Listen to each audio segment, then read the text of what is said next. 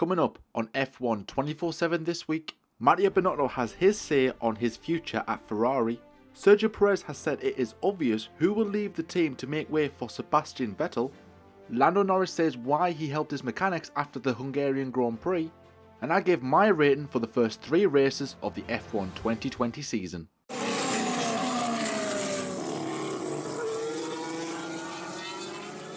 I think it's safe to say Ferrari's start to the 2020 season has been an absolute disaster. They're currently sitting in 5th place in the Constructors on only 27 points and only achieving 1 podium finish, and that's of course with Charles Leclerc at the opening round in Austria. And then you compare that with Mercedes, who have got 3 wins so far this season, 2 for Lewis and 1 for Valtteri. They're at the top of the tree on 121 points. Now, not that long ago, Ferrari and Mercedes were battling for a bit for that crown of the Constructors' Championship.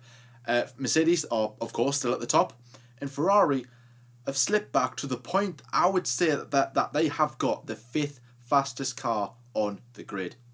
I know, right? It's just horrific to say, but are you surprised? Because I'm not really that surprised because of the form of last year, and then the FIA have clamped down on this year's on this year's Ferrari power unit. It's clear to see how significant that was in the pace of, or the downfall of Ferrari this season, and then of course the lack of power and the lack of pace that the Haas and the Alfa Romeo is showing this season. Q1 knockouts for the majority of the Ferrari powered teams. Q2 knockouts for Ferrari this season already. Charles Leclerc did get that podium, which was really good to see, but other than that, it hasn't been anything to shout and dance about. And when you look at the Austrian Grand Prix in round 1, Ferrari, the pace, they were a second slower to what they were a year ago for the 2019 running of the Austrian Grand Prix. And they're about a second and a half away from the Mercedes boys, which they've built a mega car. But still though, Ferrari, despite their own power unit, which of course is going to be problems, when they rocked up to Hungary, you would expect, or maybe they might show some signs of improvement, which they did. Just a little bit, just a little bit, with the track not really being a power kind of circuit. The chassis should really be doing more of the work, and it didn't really show that at all. So, can the season improve for Ferrari? It's going to take a lot of hard work and a lot of effort to be able to turn this situation around, which is building the pressure on team principal Mattia Binotto. This is his 2nd season as team principal when he replaced Maurizio Arrivabene at the end of 2018. And when I first heard about Binotto and knew about him, and when I heard he was going to be team principal, I was like, yeah, I think this is a pretty good move. Perhaps, he's been at the team for well over 20 years, I would say. He's had various roles within the team. He knows what the Italians want. He's been there through the highs and lows. So maybe he can be the one to bring success back to Ferrari, which various others have failed to do so. And it doesn't look good, does it? Now, of course, this isn't just down to Binotto, and it's not just his fault in particular. It's just a variety of others. Maybe there's a lack of communication back at Maranello. Maybe they haven't got the right people designing the car, designing whatever. But at the end of the day, he is team principal. His role is to make sure that that team wins races, that he gets the right people on board, he gets the right message across, and it doesn't look like he is doing that. Can he turn it around? Well, the Ferrari bosses don't seem to think he can, because there are rumours coming from Italy, which we do know can or cannot be true, is that they are thinking about replacing him at the end of the season. Now, the guy that they are thinking about replacing Binotto with is a guy called Antonello Coletta, who is the manager of Ferrari's GT competition. So maybe Ferrari believe that he can be the guy to take the team forward back to success. But at this present time, Ferrari look a million miles away. Now, Binotto has said and gave his say about this, and he basically stressed that sacking people or himself isn't going to make the car any faster, and he's pretty confident that he's going to be able to keep his job beyond 2020. So I would say, if I was him, I'll be very, very worried. You're losing a guy like Sebastian Vettel, who of course hasn't been himself since coming to the team. He's shown signs of, possibly winning the championship in 17 and 18, but ultimately it didn't really show. In 2019, ever since then, really, it just hasn't been good for Sebastian Vettel. He's made a load of mistakes. He did win in Singapore, which was really good to see, but apart from that, again, there's been nothing really to shout and cheer about at the end of the day. So Binotto, I think Ferrari But that's the thing with Ferrari, that they've constantly changed their team principal. They had Domenicali, who was in charge. He left his role. Mattia, he was in charge for a brief stint. Arriva Bene, he was supposed to be the guy to bring success back to Ferrari, and he very nearly did.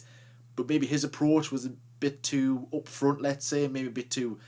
It wasn't really up to the standard that maybe Ferrari wanted to. I mean, to be fair, he did do a good job, and a lot of people are calling him back. Yet before they were calling him to leave, so I don't really understand where they're going with this. But hey, never mind. So when and obviously Vettel, he had a close relationship with Sebastian Vettel, but and again that really didn't materialise. And then again with Binotto, it just seems like Vettel is just and not maybe Leclerc's a bit closer to Binotto, but Vettel just looks like he just doesn't want to be involved with Binotto's plans, and maybe those two don't see eye to eye. Maybe that could be one of the reasons why he's leaving, but we'll have to wait and see.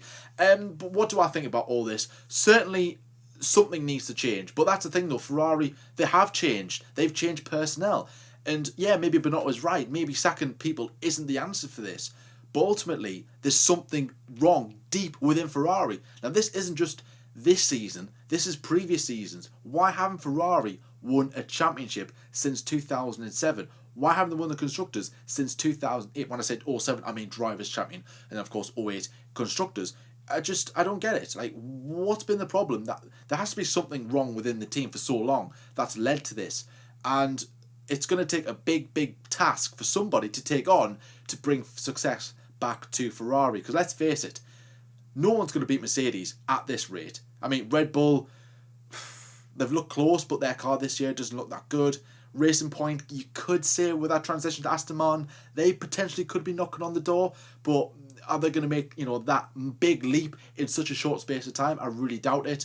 McLaren, again, they've improved, but they're nowhere near the pace of the top three as of yet. Top three in quotation marks, of course. And Ferrari, it's scary how far away Ferrari really are. And to be fair, I do hope that they can turn this all around. But ultimately, it's gonna be a big job for whoever takes the role as team principal. And just to put on top of what I was saying before about Binotto's saying on his future, he's also turned around and said that this season is even worse than they thought was going to be. At the recent Hungarian Grand Prix, they were lapped. Not just Sebastian Vettel, but Charles Leclerc as well. Both of their cars were lapped by race winner Lewis Hamilton. That's despite Sebastian Vettel finishing in P6 on the day, which, to be fair, is a job well done. Which it shouldn't be a job well done for Ferrari. It should be an absolute calamity. P6. We want podiums. We want race wins. And if Ferrari are celebrating over P6, then I think that shows how bad this car actually is. They weren't lying. We were all fingers crossed. Sandbag. No. Sandbags are there's no sandbags at all. This is legit pace, and it's scary. Can Ferrari turn it around? Let me know in the comment section below. I think eventually that they will. They will eventually turn that cog, and maybe they'll start winning races on a regular basis, challenging for championships. But it's not going to be an easy task. And as well, before I finish, Ferrari fans, you might want to turn away for this, but there's a chassis freeze on for next season. Yeah, I know. It's not good, is it? Next up, Sergio Perez has said it is obvious who Sebastian Vettel will be replacing should he sign for the Aston Martin team in 2021. Now, since Sebastian Vettel announced he was going to be leaving Ferrari, he's been linked with all sorts of teams. McLaren was one of them, Renault was another one, which he said he had talks with, by the way. And then, of course, his heroic return to Red Bull and going to current champions Mercedes. All them doors are pretty much shut. The one that's still left open is the move to Racing Point, and that's really escalated since Fernando Alonso announces he was going to be returning to Formula 1. So obviously, who would Sebastian Vettel replace? You would think it would be Lance Stroll, but in case you're new to Formula 1 and you're like, hang on, what's this Lance Stroll guy? What's he got to do with all this? Well, his dad currently owns the team, and that's put a lot of speculation as to whether Perez is actually going to be here for next season. And judging by the statement, it doesn't sound good. It really doesn't sound good. So it's really coming down to the whole, who would you sign? Sergio Perez or Sebastian Vettel? Now we have had our say on this about the whole Vettel, Perez, Stroll situation in the latest F1 debate show, which if you want to go and check out, please go and do so. It was a really good episode to make, really good in-depth debate from myself and Lyle. So yeah, please go and check it out. I might leave it in the description below if you want to go and watch it for yourself. But Perez basically said that it's pretty much out of his hands as to who is going to get that seat for next season, even though he said this about 1 million times in Hungary. I've got a contract. That's all he said. I've got a contract for next year. Why would I want to plan and negotiate with other teams? Who again, he said he's had calls from Formula One and from other sports. But also on top of this, he said if Vettel does sign for the team, it is obvious who is going to be replacing him, because he is a dad himself. And again, I quote from Sergio Perez, "I wouldn't want to kick my own son out. I'm a dad too." And yeah, that's very true. But what you've got to think about though is Lawrence has to make this choice on performance alone and what would be the best going forward. Yes, of course, Lance Stroll is much younger than Sergio Perez, and Lance Stroll for me has been very impressive this season. I'm very happy with where Lance Stroll has been. Alright, maybe he could do, I would say do a bit more, but of course in Hungary he outqualified and beat Sergio Perez in Hungary, so of course it's clear he can beat Perez on pace alone. So yeah, alright, Perez made a few mistakes here and there, but still though, GG to Lance Stroll. He performed well, and if he keeps this up, then yeah, he should keep his seat like any other driver would. But ultimately, having Perez and Vettel in a team would be brilliant going into a brand new era for the team, who will be rebranded as Aston Martin. But Lance Stroll is younger, he's got more potential, he's going to improve as the years goes on. People are saying, Perez, he's going to get slower, he's getting older, he's getting no younger. But Perez, for me, I've never seen Perez at a top team. Yes, he had that stint in McLaren, but McLaren weren't good then. They literally went from the front of the field to midfield within the space of a season. So when Perez moved, he went at the wrong time. And of course, filling in Lewis Hamilton's boots, it's never going to be an easy task, is it? So of course, and then since then he's been with Force India / Racing Point, and he's been he's had a couple of podiums, which is good, but they were never challenging the top three, were they? They were never challenging Red Bull, Ferrari, or even Mercedes. But now it looks like Racing Point / Aston Martin, they could be knocking on the door for championships, race wins, regular podiums, absolutely. Perez, I would like to see Perez involved in this, and certainly he wants to be involved too, but from the attitude that you got from press conferences and his demeanour and what he posts on Instagram, I think about his, I think he was kicking up a football or something like that in the paddock and wrote this little thing and this little speech of his, and everyone was going, this sounds a bit weird, yeah, maybe he could be leaving. It would be a great shame for Perez to leave, it really would be. And I just hope Lawrence makes this choice on performance alone, because if Stroll can keep up pace, then absolutely brilliant. But would you want to replace Perez with Sebastian Vettel? Perez, he hasn't shown any signs of slowing down. So, but then again, it could transition into that season, and there you go. He's dropped down the pace again, and he's not the driver he once was. So going forward, in terms of potential going forward, future-wise, if you want to have a consistent lineup and a number one driver, maybe Stroll is your guy. But ultimately, I would still choose Sergio Perez, in my opinion. Give Stroll another seat elsewhere, or even have a year out. He's got plenty of years left in him. He's going to have a long career in Formula One. We know this. Give Perez a chance and see what he can do. But ultimately, you could argue, well, no, give Stroll a chance. So a lot of people are still divided on this, but I would say leave Stroll, get Vettel in alongside Perez. That would be a match made in heaven. And not only that as well, Sergio Perez actually helped Racing Point stay afloat when they went into administration back in 2018. So he saved, ultimately, the team. He was part of the plan to save Racing Point, or Force India as they were called back then. And now they're going to Aston Martin. And not only that, Perez brings a lot of sponsorship money as well, which could be appealing to a couple of investors. Because let's face it, Lawrence Stroll, it's not just his choice alone. There's various other investors within Racing Point. So if they believe Perez financially and pace-wise, more so financially, is beneficial for the team going forward, then they could keep Perez, let Stroll leave, replace him with Vettel, or keep both current drivers, and then maybe Vettel could take a year out. We'll have to wait and see what happens with that one. And next up, we come to a very nice story, I would say, for this next segment. Lando Norris, after the Hungarian Grand Prix, was pictured underneath his car, helping his mechanics take it apart. Now, this is very rare to see from Formula 1 drivers. We have seen it before in the past, but it's very, very rare you do see it. But when you do see things like this, when drivers are getting involved, helping dismantle the garage, dismantle the car, helping out their mechanics, it just gives you that, you know what a humble guy. That is very, very nice to see.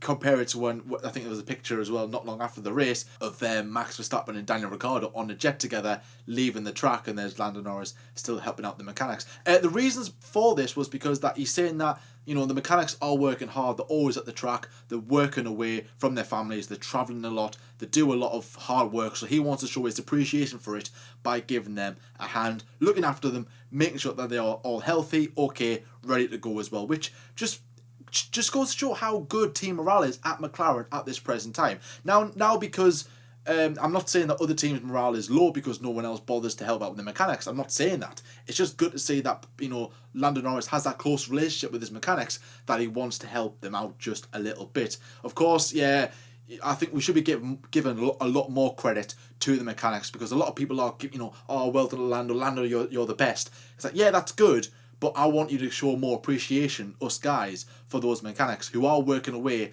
a long time. You know, they're working hard, 16, 17 hours per day, you could say, leading up to the race. A lot of travelling, you know, 3 weeks away from their families. Now they'll be spending time, but within a couple of days, they'll be getting ready at the factory, getting busy again to go off to Silverstone for the next 2 weeks. So yeah, I would say it's a very, you know, nice story to talk about as well. I wish more drivers would get involved with stuff like this, but it is always nice to see. But really, if you're a mechanic, if you're traveling all over the world with the Formula 1 team, you know, massive credit to you guys as well. You do an absolutely amazing job, because without those guys, Formula 1 wouldn't be going, the circus wouldn't be allowed to continue. Those truck drivers, those mechanics, the guys who help the drivers, you know, hit to here and there, those who set up the garage, those who, you know, clean down the garage, maintain everything about, even the guys back at the factory going through data, making sure that the car is improving every single time, looking at data, looking at front wings, rear wings, aerodynamics, how to improve the car, how to keep the drivers happy, how to keep everybody else happy. The list goes on, and we do need to show more appreciation for the mechanics. So if you are watching this, you have been a mechanic, you are involved in it or somehow, not just a mechanic, you know, just if you're like traveling within the team, then my full hats off, credit to you guys. You do an absolutely amazing job. Keep it up. And finally, I'm just going to add in this little segment at the end, because I want to know your guys' opinions about the first 3 races of the 2020 Formula 1 season. Now, it was a brilliant feeling seeing those 5 lights go out at Austria. Formula 1 is back after 7 months away. What was it, 217 days I think it was, between Abu Dhabi and 2020 Austria. It just felt like an absolute lifetime, but once them lights went out, the cars got underway. Oh, what a feeling. And we were treated to an absolutely brilliant Grand Prix in round 1 in Austria. I think it was like, 9 retirements? I think it was 9 or 10 retirements. And a whole lot of action. Mercedes stay off the curbs. Albon nearly could have won it. Lando Norris podium. Charles Leclerc did a decent drive. Happy days. It was a brilliant race. Since then, though, the races haven't been that entertaining. Not a lot has really happened. A couple of retirements, a couple of things to discuss. But ultimately, it's been a really Mercedes dominant show. Like, we sort of expected, but we were hoping that Red Bull were going to be a bit closer. Well, I was certainly expecting Red Bull to be a bit closer from what they were saying through testing and what they were saying on the build up towards the season starting again. And yeah, I'm a bit disappointed that they're not, and I'm disappointed that Ferrari, again, they're off the pace, and I think that's making Mercedes look a lot quicker than they actually are. And people, I think one of our comments in one of our videos, I think one guy said about 2020 F1 in 2020, are Mercedes just quicker, or is everyone else just slower? And you got to go, yeah. Is that true? Is everyone going that slowly now? And it's just making Mercedes look a lot quicker than what they actually are. And in a way, everyone's just gone backwards in development. And is that because they're focusing on 2020? Well, it was supposed to be 2021, so maybe everyone's just went, nah, we're not going to develop the car much because we've got next year's regulations. But now we've got a chassis freeze on development for next season. So Yeah, this is going to be fun, isn't it? Another year of Mercedes dominance. Oh, dearie me. Ultimately, in my opinion, I'm pleased it's back. Yes, the Styrian Grand Prix, it was okay. The Hungarian Grand Prix, that had its moments, but it wasn't really anything thrilling, which, to be fair, I wasn't expecting, because Hungary, it's a very difficult track to overtake. A bit like Monaco, which can throw up some boring races, so I wasn't really expecting much, but I'm so appreciative now that Formula One is actually back. We can make content, we can watch races again. Of course, we are going to British Grand Prix next, which we could have been going to. Oh man, I'm still disappointed that we can't be going, that we can't make it there. But we've got to stay safe. We've got to be protective with one another. Just be careful out there, and of course, wear your masks in public whenever you can. That's if you can. Stay your distance. Be safe. Wash your hands on a regular basis. Just be safe, and hopefully we can go racing and go and see races live once again. And this is where I'm going to wrap up the F1 24/7 news segment. Thank you so much for watching, as always. Like I said before, stay safe, watch what you're doing, as always, wear those masks whenever you can. Got a quiet week on the F1 debate show this week. We've only got the debate show to go yet, but we are working behind the scenes on future videos, which we are very, very excited to hopefully release for you guys very, very soon. Only got a week, just over a week to go before the British Grand Prix, when Formula One is back. And yeah, it's not a nice feeling having no Formula One. I don't like it anymore. I never liked it anyway. But hopefully you guys are being safe as always. And if you're new around here, then please like and give us a subscribe as well. It does help the channel out. So yeah, we do appreciate your support, and comment below about anything that we've said in today's video. And of course, all the articles to these new segments which I've been relating to will be in the description box below. So go and check them out and give them a full read. But anyways, guys, thank you so much for watching. Watch what you're doing. Stay safe as always, and until next time, I'll see you later.